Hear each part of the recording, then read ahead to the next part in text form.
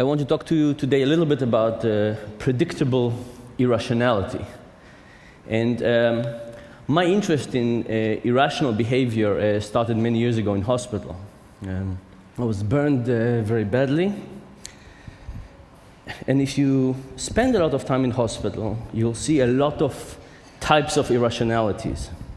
And the one that particularly bothered me in the burn department was the process by which the nurses took the bandage off me. Now, you must have all taken a Band-Aid off at some point, and you must have wondered what's the right approach. Do you rip it off quickly, short duration but high intensity, or do you take your Band-Aid off slowly? You take a long time, but each second is not as painful. Which one of those is the right approach? The nurses in my department thought that the right approach was the ripping one. So they would grab hold, and they would rip, and they would grab hold, and they would rip. And because I had 70% of my body burned, it would take about an hour. And as you can imagine, I hated that moment of ripping with incredible intensity. And I would try to reason with them and say, why don't we try something else? Why don't we take it a little longer, maybe 2 hours instead of an hour, and have less of this intensity? And the nurses told me two things. They told me that they had the right model of the patient, that they knew what was the right thing to do to minimize my pain. And they also told me that the word patient doesn't mean to make suggestions or interfere or... This is not just in Hebrew, by the way, it's in every language I've had experience with so far. And you know, there wasn't much I could do, and they kept on doing what they were doing. And about 3 years later, when I left the hospital, I started studying at the university. And one of the most interesting lessons I learned was that there is an experimental method, that if you have a question, you can create a replica of this question in some abstract way, and you can try to examine this question and maybe learn something about the world. So that's what I did. I was still interested in this question of how do you take bandages of burn patients. So originally I didn't have much money, so I went to a hardware store and I bought a carpenter's vise, and I would bring people to the lab and I would put their finger in it and I would crunch it a little bit. And I would crunch it for long periods and short periods, and pain it went up and when it went down, and with breaks and without breaks, all kinds of versions of pain. And when I finished hurting people a little bit, I would ask them, so how painful was this? Or how painful was this? Or if you had to choose between the last two, which one would you choose? I kept on doing this for a while. And then, like all good academic projects, I got more funding. I moved to sounds, electrical shocks. I even had a pain suit that I could get people to feel much more pain. But at the end of this process, what I learned was that the nurses were wrong. Here were wonderful people with good intentions and plenty of experience, and nevertheless, they were getting things wrong predictably all the time. It turns out that because we don't encode duration in the way that we encode intensity, I would have had less pain if the duration would have been longer and the intensity was lower. It turns out it would have been better to start with my face, which was much more painful, and move toward my legs, giving me a trend of improvement over time that would have been also less painful. And it also turns out it would have been good to give me breaks in the middle to kind of recuperate from the pain. All of these would have been great things to do, and my nurses had no idea. And from that point on, I started thinking, are the nurses the only people in the world who get things wrong in this particular decision, or is it a more general case? And it turns out it's a more general case. There's a lot of mistakes we do.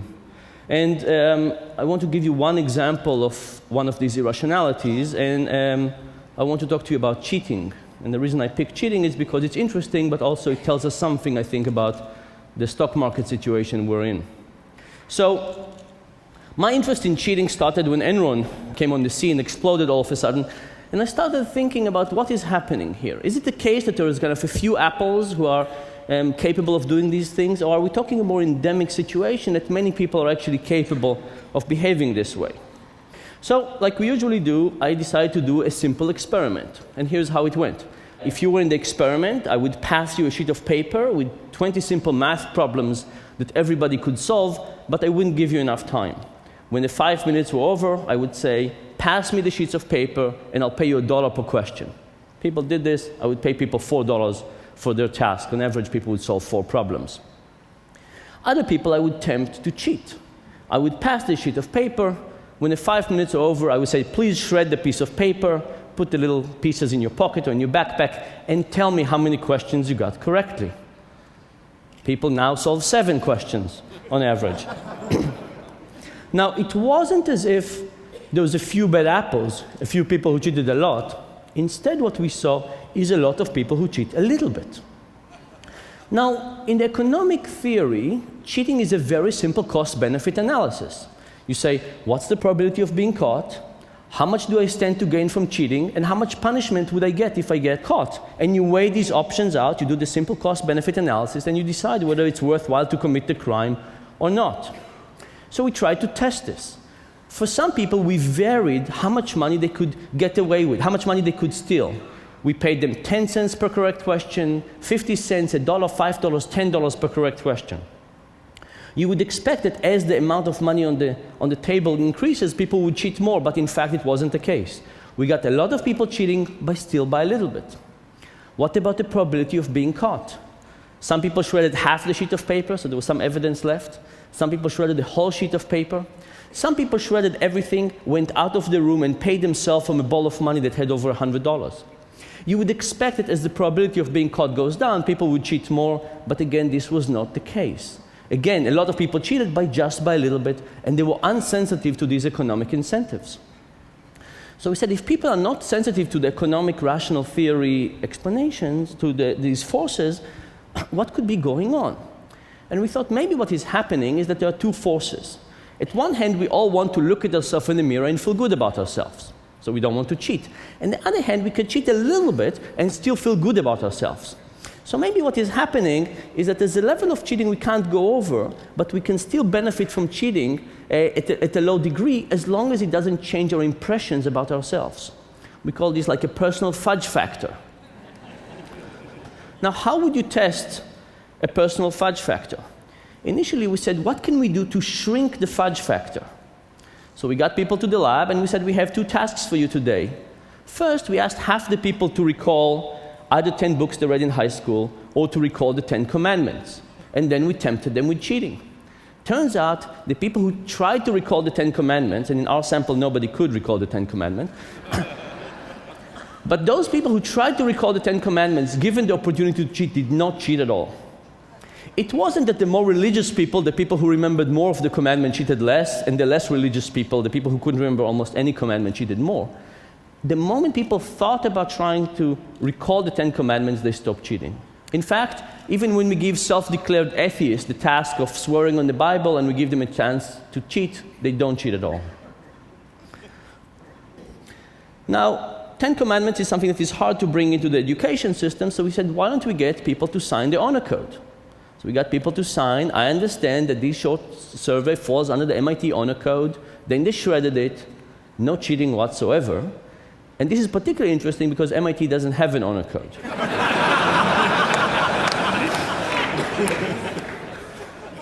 So all this was about decreasing the fudge factor. What about increasing the fudge factor? The first experiment, I walked around MIT and I distributed 6 packs of Cokes in the refrigerators. These were common refrigerators for the undergrads. And I came back to measure what we technically call the half-lifetime of Coke. How long does it last in the refrigerators? And you can expect it doesn't last very long. People take it. In contrast, I took a plate with 6 $1 bills and I left those plates in the same refrigerators. No bill was ever disappeared. Now, this is not a good social science experiment. So to do it better, I did the same experiment as I described to you before. 1/3 of the people, we passed the sheet, they gave it back to us. 1/3 of the people, we passed it, they shredded it, they came to us and said, Mr. Experimenter, I solved X problems, give me X dollars. 1/3 of the people, when they finished shredding the piece of paper, they came to us and said, Mr. Experimenter, I solved X problems, give me X tokens. We did not pay them with dollars, we paid them with something else. And then they took this something else, they walked 12 feet to the side and exchanged it for dollars. Think about the following intuition. How bad would you feel about taking a pencil from work home compared to how bad would you feel about taking 10 cents from a petty cash box? These things feel very differently. Would being a step removed from cash for a few seconds by being paid by a token make a difference? Our subjects double their cheating. I'll tell you what I think about this in the stock market in a minute. But this did not solve the big problem I had with Enron yet, because in Enron there's also a social element. People see each other behaving. In fact, every day when we open the news, we see examples of people cheating. What does this causes us? So we did another experiment. We got a big group of students to be in the experiment, and we prepaid them. So everybody got an envelope with all the money for the experiment, and we told them that at the end, we asked them to pay us back the money they didn't make. Okay? The same thing happens when we give people the opportunity to cheat. They cheat just by a little bit, all the same. But in this experiment, we also hired an acting student. This acting student stood up after 30 seconds and said, "I solved everything. What do I do now?" And the experimenter said, "If you finished everything, go home. That's it. The task is finished." So now we had a student, an acting student, that was a part of the group. Nobody knew it was an actor. And they clearly cheated in a very, very serious way. What would happen to the other people in the group? Will they cheat more or will they cheat less? Here is what happens. It turns out it depends on what kind of sweatshirt they're wearing. Here's the thing. We ran this at Carnegie Mellon in Pittsburgh. And at Pittsburgh, there are two big universities, Carnegie Mellon and University of Pittsburgh. All of the subjects sitting in the experiment were Carnegie Mellon students. When the actor was getting up, was a Carnegie Mellon student. He was actually a Carnegie Mellon student, but he was a part of their group. Cheating went up. But when he actually had the University of Pittsburgh sweatshirt, cheating went down.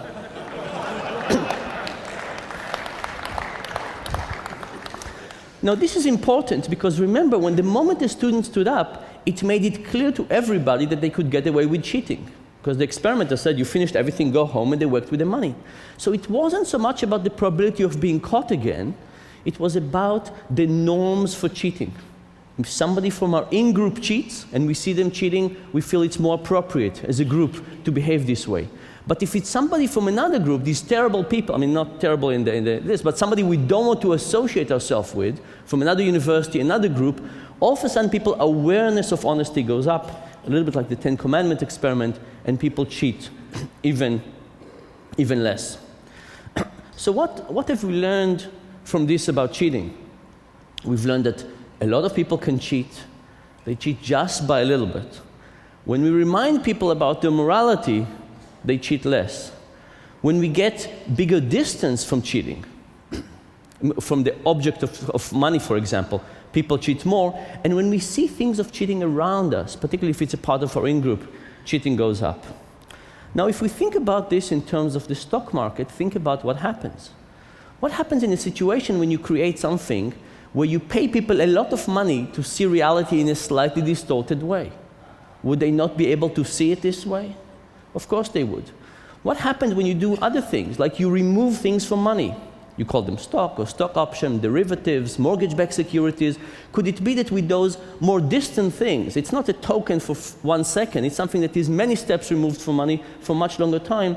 Could it be that people would cheat even more? And what happened to the social environment when people see other people behave around them? I think all of those forces worked in a very bad way in the stock market. More generally, I want to tell you something about behavioral economics. We have many intuitions in our life, and the point is that many of these intuitions are wrong.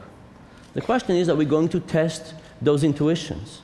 We can think about how we're going to test this intuition in our private life, in our business life, and most particularly when it goes to policy, when we think about things like No Child Left Behind, when you create new stock markets, when you create other policies, taxation, healthcare, and so on. And the difficulty of testing our intuition was the big lesson I learned when I went back to the nurses to talk to them. So I went back to talk to them and tell them what I found out about removing bandages.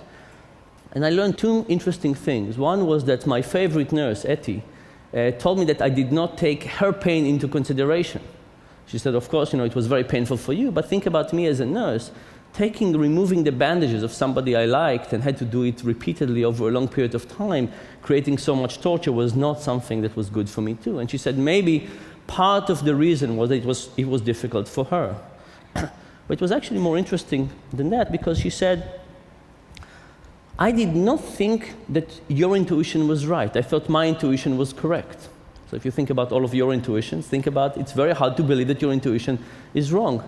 And she said, given the fact that I thought my intuition was right, she thought her intuition was right, it was very difficult for her to accept doing a difficult experiment to try and check whether she was wrong. But the fact, this is the situation we're all in all the time. We have very strong intuitions about all kinds of things. Our own ability, how the economy works, how we should pay school teachers. But unless we start testing those intuitions, we're not going to do better. And just think about how better my life would have been if these nurses would have been willing to check their intuition, and how everything would have been better if we would just start doing more systematic experimentation of our intuitions. Thank you very much.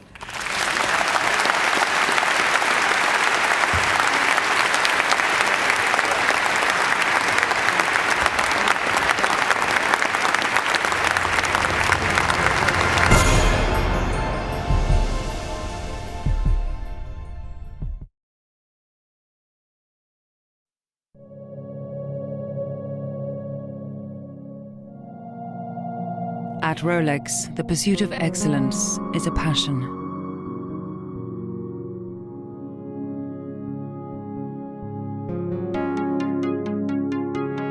At the heart of every timepiece we make is the Rolex movement.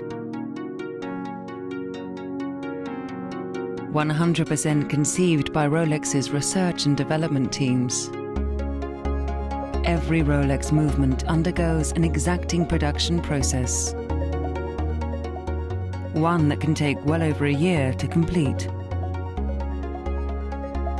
It begins with hundreds of finely manufactured components. And after careful assembly and minute adjustments, all that remains is the careful positioning of the oscillator. This is the heartbeat of every Rolex, the moment a Rolex truly comes to life.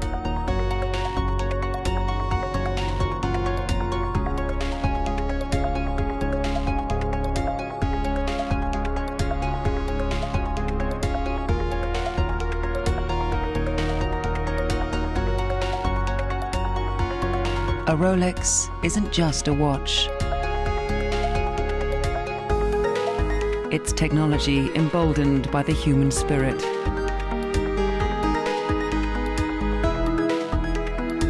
The Rolex movement. An entirely Swiss-made jewel. The pearl in every oyster that is a Rolex.